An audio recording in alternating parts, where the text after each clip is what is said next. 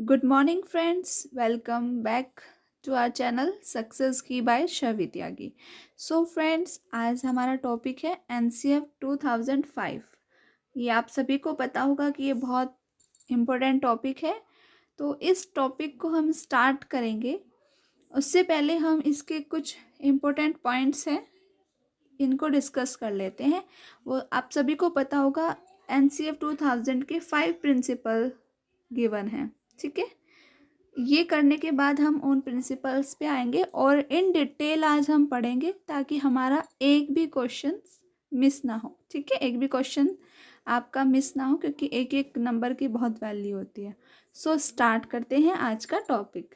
राष्ट्रीय पाठ्यचर्या की रूपरेखा, नेशनल करिकुलम फ्रेमवर्क 2005।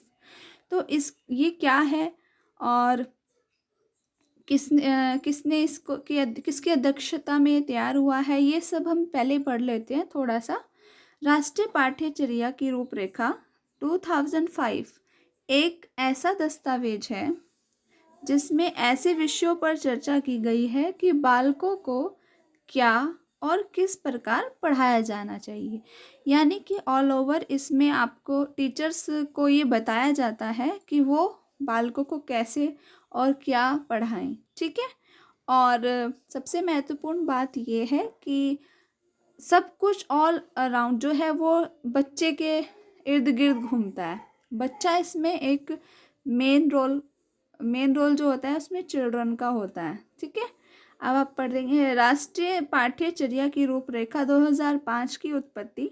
इसकी उत्पत्ति जो हुई है वो रविंद्रनाथ टैगोर के सभ्यता और प्रगति, जो कि रविंद्रनाथ टैगोर का एक निबंध था, उससे हुई है। ठीक है, राष्ट्रीय पाठ्यचर्या की रूपरेखा 2005 का अनुवाद यानी इसको ट्रांसलेशन संविधान की अनुसूची 8वीं अनुसूची।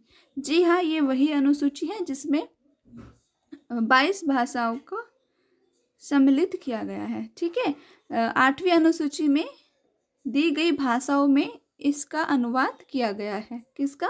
राष्ट्रीय रूपरेखा 2000, पाठ्य की रूपरेखा 2005। जो ये एनसीएफ 2005 है, इसको प्रोफेसर यशपाल, आपको याद रखना है। सीटेट में तो नहीं पूछता, लेकिन आप केवीएस की भी प्रिपरेशन कर रहे होंगे आई होप, तो कहीं पर भी और कुछ पता नहीं है पूछ लिया जाता है, तो आपको याद रखना है कि प्रोफेसर यशपाल की अध्यक्षता में इसको तैयार किया गया। ठीक है, ओके। आगे चलते हैं, इसके जो 5 प्रिंसिपल्स हैं उन पर। राष्ट्रीय पाठ्यचर्या की रूपरेखा 2005 के सिद्धांत, मार्गदर्शी सिद्धांत जिन पर ये आधारित है। नंबर 1, ज्ञान को स्कूल के बाहरी जीवन से जोड़ा जाए।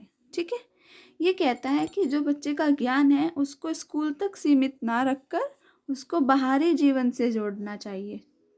Knowledge should be linked to the outdoor life of the school. ठीक है, सेकंड है, पढ़ाई को रटंत प्रणाली से मुक्त किया जाए। कहीं पर भी आपको ये वर्ड दिख जाए तो वो निगेटिव, यानी वो ऑप्शन को आप हटा दीजिए, वो निगेटिव होता है।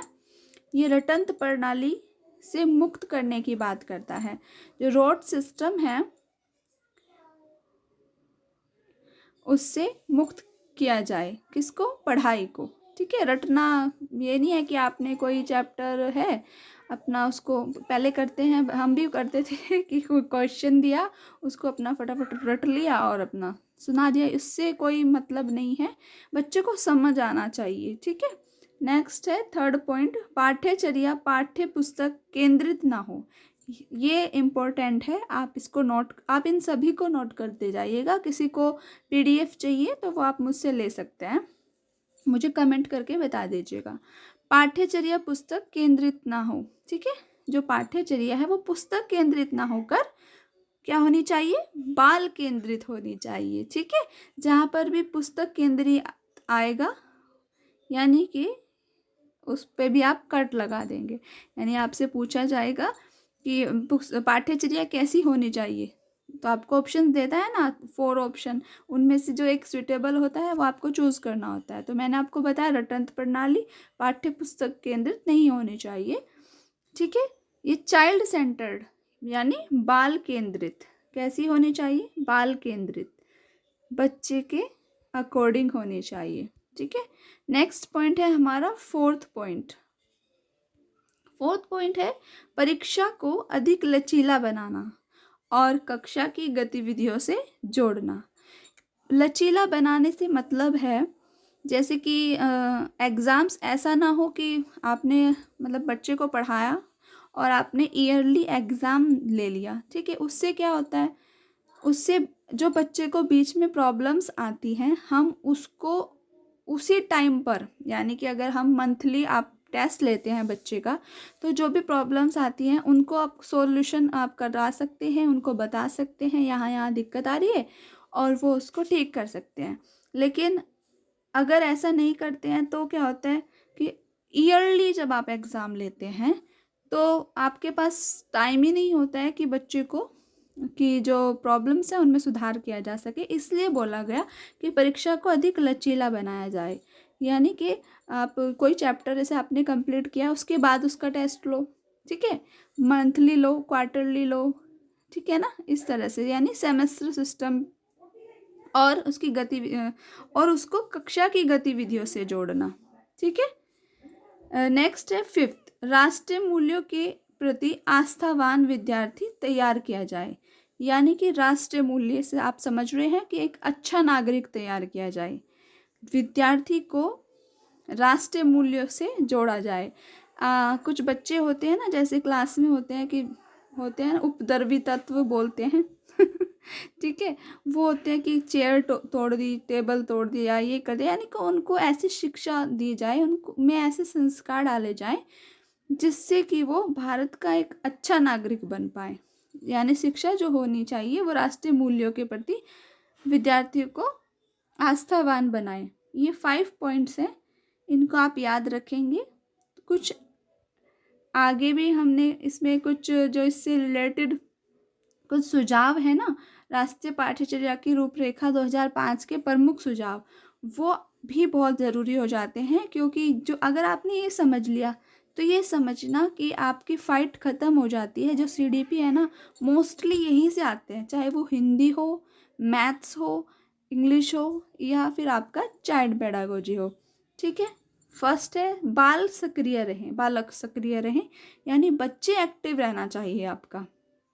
स्कूल में बच्चा एक्टिव होना चाहिए, वह स्वयं से जाने और सीखे, यानी उसको एक्सपेरिमेंट, उसको खुद से, उसको स्वतंत्र, मतलब उसको फ्रीडम मिलनी चाहिए कि वो जाने, आपसे क्वेश्चंस भी करे और जाने और खुद से वो सीखे, ठीक है। स्वयं से जाने और सीखे और नई नई चीज़ों को अपनाए, आजमाए, जोड़ तोड़ करे, गलतियाँ करे, ये बहुत इम्पोर्टेंट है। जो गलतियाँ हैं ना बच्चे की, त्रुटियाँ बोलते हैं ना, त्रुटियाँ लिखा आता है ना, ये बहुत इम्पोर्टेंट होती हैं, क्योंकि अगर गलती करेगा तभी उसमें सुधार किया जाएगा। गलतियाँ अगर करता है तो वो पॉजिटिव माना जाता है। सामाजिक गतिविधियों से सीखना, सामाजिक गतिविधियों से भी बच्चा सीखता है। नेक्स्ट है सीखने को डर और अनुशासन की जगह संतोष से जोड़ना। ऐसा नहीं है कि आप बच्चा आपकी क्लास में है और वो झिझक रहा है क्योंकि वो आपसे डरता है, ठीक है, तो बच्चे को डराना नहीं है, क्योंकि वैसे भी पनिशमेंट को तो इलीगल, मतलब पनिशमेंट अगर आप देते हैं, अगर आप गवर्नमेंट स्कूल में हैं तो आपकी जॉब पे बात आ सकती है, ठीक है। तो बच्चे को फियर एंड डिसिप्लिन से नहीं, उसे संतोष से जोड़ना चाहिए, ठीक है, उसे सीखने के लिए प्रेरित करना चाहिए। नेक्स्ट है बालक को स्कूल, घर, समुदाय आदि सब जगह महत्वपूर्ण माना चाहिए। बच्चा सबसे इम्पोर्टेंट है। आप कोई भी क्वेश्चन का आंसर करते हैं, सबसे पहले शिक्षक से भी पहले बच्चे को इम्पोर्टेंस आपको देनी है, तो आपका क्वेश्चन 100% राइट होगा, ठीक है। बालक की भाषा यानी उसकी जो मदर टंग है ना, उसको सम्मान देना है, ठीक है। बहुभाषिक यानी मल्टीलिंगुअल, कक्षा 3 भाषाओं त्रिभाषा सूत्र की वकालत करता है। एनसीएफ 2005 त्रिभाषा सूत्र की वकालत करता है। ये आपका बहुत इम्पोर्टेंट है, इसको मैं थोड़ा डिटेल में आपको समझाती हूँ। त्रिभाषा सूत्र यानी फर्स्ट, सेकंड, थर्ड। अगर बच्चा हिंदी भाषा कहते हैं ना, हिंदी भाषा से है तो उसकी फर्स्ट लैंग्वेज क्या आएगी? पहले उसकी मातृभाषा आती है। अगर उसकी हिंदी भाषी है वो, तो उसकी हिंदी आ जाएगी। सेकंड पे उसकी इंग्लिश आ जाएगी और थर्ड पे उसकी कोई भी मॉडर्न लैंग्वेज आ जाएगी। ठीक है, ये 3 भाषा सूत्र।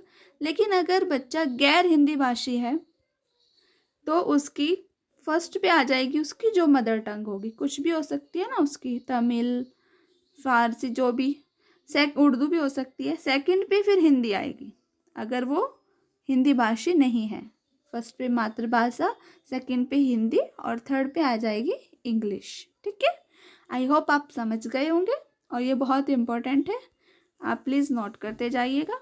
नेक्स्ट है, इसमें भाषा के 4 कौशल, 4 लैंग्वेज स्किल, ये आपको याद रखना है, जिसको बोलते हैं LSRW।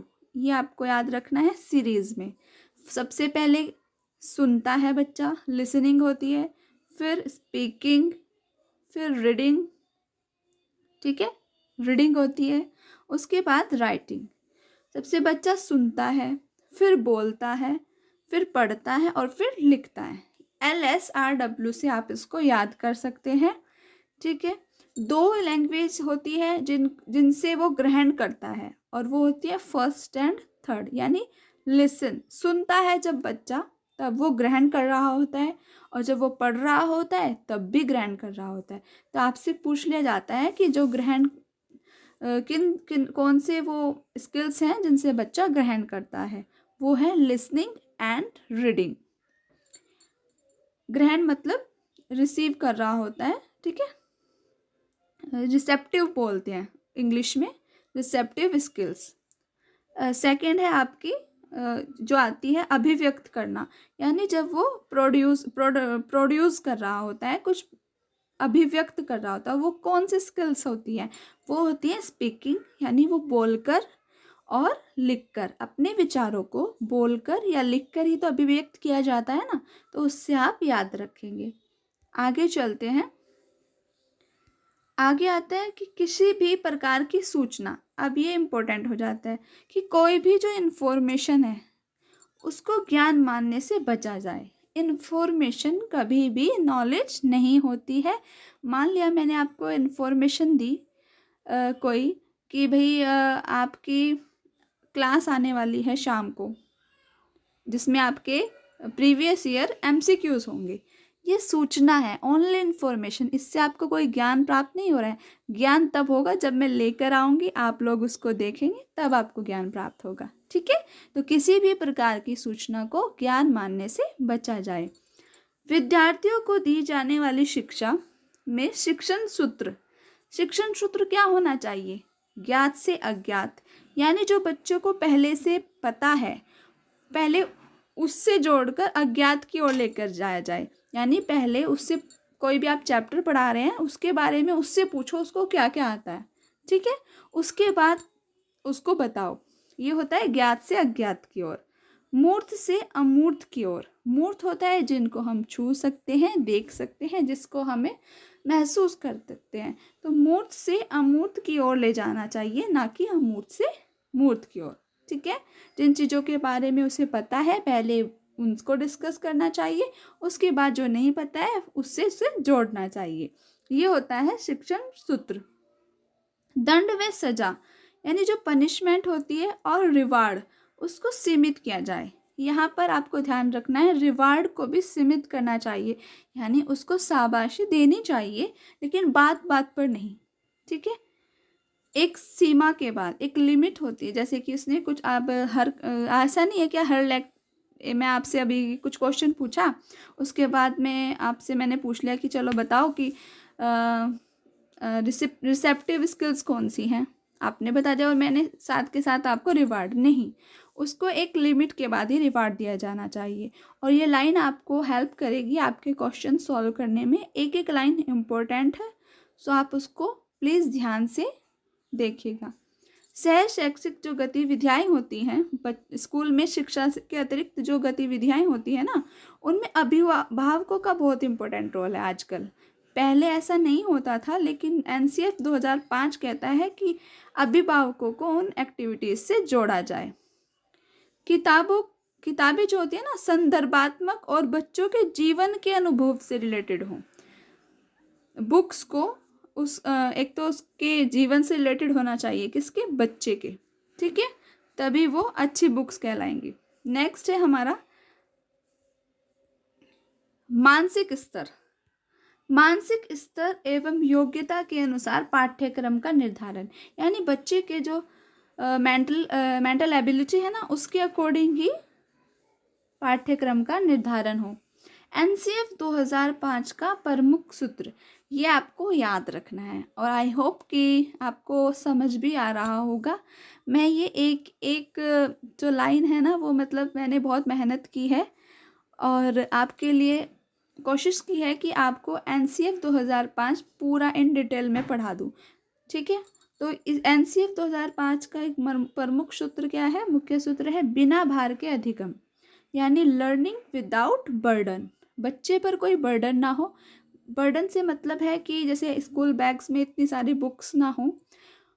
बुक्स से पढ़ाना ये नहीं है कि बुक्स इतनी सारी होंगी, बुक्स से ही पढ़ाया जाए, ठीक है। उसके जीवन को बाहरी जीवन से जोड़कर बहुत सारे वे हैं जिनसे हम पढ़ा सकते हैं। तो एनसीएफ कहता है कि लर्निंग होनी चाहिए विदाउट बर्डन। पुस्तकालय यानी जो लाइब्रेरी होती है, उसमें बच्चे को स्वयं पुस्तक चुनने का अवसर दिया जाए। मैं कह रही हूँ बार बार, बच्चा इम्पोर्टेंट है, ठीक है, शिक्षक से भी ज़्यादा यहाँ पर बच्चा इम्पोर्टेंट है। शांति शिक्षा को बढ़ावा। शिक्षा कैसी होनी चाहिए, जो महिलाओं के प्रति आदर व जिम्मेदारियों का दृष्टिकोण विकसित करने के कार्यक्रमों का आयोजन करना, यानी बच्चों में महिलाओं के प्रति रिस्पेक्ट होनी चाहिए, ठीक है। रिस्पॉन्सिबिलिटीज़ के जो रिस्पॉन्सिबिलिटीज़ का जो दृष्टिकोण है, उसको विकसित किया जाना चाहिए। रिस्पॉन्सिबल बनाया जाता है बच्चे को। वुमेन्स को इसमें बहुत मतलब कि आपके जो महिलाएं हैं उनकी रिस्पेक्ट करना सिखाया जाना चाहिए बच्चे को। नेक्स्ट है कि बालक के चहुमुखी विकास से मतलब होता है जो ऑल राउंड डेवलपमेंट होता है, यानी शारीरिक, मानसिक, बौद्धिक, संवेगात्मक, सामाजिक, धार्मिक, जो भी है सारा टोटली ऑल राउंड डेवलपमेंट, उस पर आधारित पाठ्यचर्या होनी चाहिए, ठीक है। नेक्स्ट है हमारा, ये देखिए इम्पोर्टेंट है, एनसीएफ 2005 की विधियाँ। ये कुछ मेथड है वो हम करते हैं। फर्स्ट है करके सीखना, आप पढ़ते आ रहे होंगे ना, करके सीखना, लर्निंग बाय डूइंग, ये इसका फर्स्ट मेथड है। सेकंड है निरीक्षण विधि, यानी इंस्पेक्शन मेथड। थर्ड है परीक्षण विधि, टेस्ट मेथड। फोर्थ सामूहिक विधि, यानी कि बच्चे को समूह में एक्टिविटी करने के लिए। फिफ्थ है आपकी मिश्रित विधि, ये मिक्स्ड मेथड है। ये 5 मेथड्स आपको याद रखने हैं, ठीक है। नेक्स्ट है आपका एनसीएफ 2005 में शिक्षक के प्रति दृष्टिकोण, यानी अब तक बच्चे की बात होती आ रही थी, अब हम थोड़ा सा जो हमारे टीचर्स हैं उनके बारे में भी। एनसीएफ के 2005 शिक्षक के प्रति क्या दृष्टिकोण है। शिक्षक जो है वो ज्ञान का स्रोत नहीं, बल्कि ऐसा सुगम करता, ऐसा फैसिलिटेटर है जो सूचना को अर्थबोध ज्ञान में बदलने की प्रक्रिया में विविध उपायों द्वारा बच्चों हेतु सहायक है। यानी जैसे मैंने अभी बोला कि कोई सूचना दी जाती है वो ज्ञान नहीं होता, लेकिन जो हमारा टीचर हैं हमारे, वो ऐसे फैसिलिटेटर हैं जो सूचना को ज्ञान में कन्वर्ट करें, ठीक है। जैसे मैं अभी आपको मैंने न्यूज़ दे रही हूँ मैं आपको कि मैं आपके लिए प्रीवियस ये जो भी क्वेश्चंस हैं उनकी सीरीज़ लेके आऊँगी, तो ये सूचना को मैं ज्ञान में बदलूंगी जब मैं वो वीडियो लेकर आऊँगी। ठीक है, तो विविध उपायों द्वारा बच्चे हेतु सहायक हो ऐसी सूचना को ज्ञान में चेंज करना। ठीक है, तो ये था हमारा NCF 2005। आपको कैसा लगा प्लीज़ ज़रूर बताएं, और चैनल पर पहली बार आए हैं, मुझे पता है कि आपने सब्सक्राइब कर दिया होगा बिना कहे, क्योंकि हम आपके लिए इतनी मेहनत करते हैं, थोड़ा सा आपको भी सोचना चाहिए ना। मुझे आपसे ना मोटिवेशन मिलता है ताकि मैं आगे भी वीडियो लेकर आऊँ। लाइक शेयर सब्सक्राइब कर दीजिएगा, और प्लीज़ कमेंट कर ज़रूर बताएं, और आपकी कोई भी क्वेरी होती है वो कमेंट में डाल दें, मैं आपको नेक्स्ट वीडियो में उसका सॉल्यूशन दे दूँगी। ठीक है, मिलते हैं अपनी नेक्स्ट वीडियो में।